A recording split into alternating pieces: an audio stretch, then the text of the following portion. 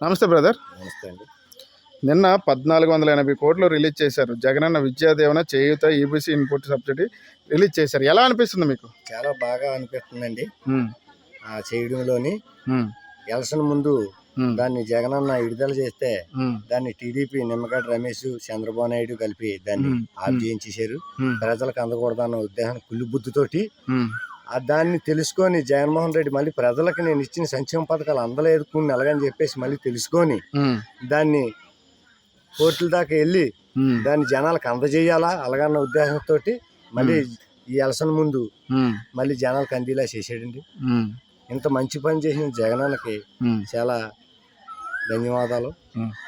మరి ప్రజలు ఏ పార్టీకి ఓట్లు వేశారు అనుకుంటున్నారు? పక్కాగా ప్రతి ఒక్కరికి సంక్షేమ పథకాలు అందేవి కాబట్టి, ఉమ్, జగనన్న పెట్టిన ప్రతి పథకం తిన్నారు కాబట్టి, ఉమ్, ప్రతి అభివృద్ధి చేసాడు కాబట్టి జగనన్నకే పక్కాగా వేసి జగనన్నే గెలిపిస్తారు అలాగని చెప్పేసి మేము మాటకు 10 మాటలు చెప్తున్నామండి. మరి ఏం చేశారనే అభివృద్ధి మీ గ్రామాల్లో చూసుకుంటే ఈరోజు అభివృద్ధి ఏం జరిగింది?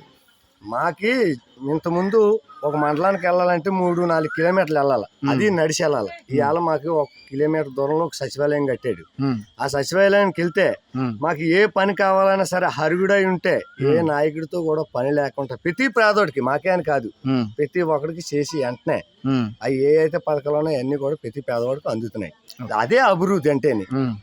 అభివృద్ధి అంటే గతం టీడీపీ ప్రభుత్వంలోగా 1,00,000 రూపాయలు లోన్ ఎట్టి లేబర్కి 10,000 ఇచ్చి 90,000 తీసుకోవడం అంటే అభివృద్ధి కాదు. ప్రతి పేదవాడికి అందడమే అభివృద్ధి అంటేని. అది సంక్షేమ పథకాలు ఏ అయినా సరే ఏ పార్టీ అయినా చూడకుండా ఎవరికైనా అందలేదు అరుగుడై ఉండి అని ఏ ఒక్కరైనా చెప్తే మా జగన్మోహన్ రెడ్డికి వెళ్ళైనట్టే. మరి ఎవరు సీఎం కాబోతున్నారు ఆంధ్ర రాష్ట్రానికి? 100% జగన్మోహన్ రెడ్డి సీఎం కాబోతున్నాడు. 100%. అది మరి ఏ పార్టీకి ఎన్ని సీట్లు రాబోతున్నాయి? ఏ పార్టీకి ఏంటంటే వైఎస్ఆర్ పార్టీకి 175కి 175 కూడా గెలబోతున్నారు. Okay, thank you brother. Okay అండి.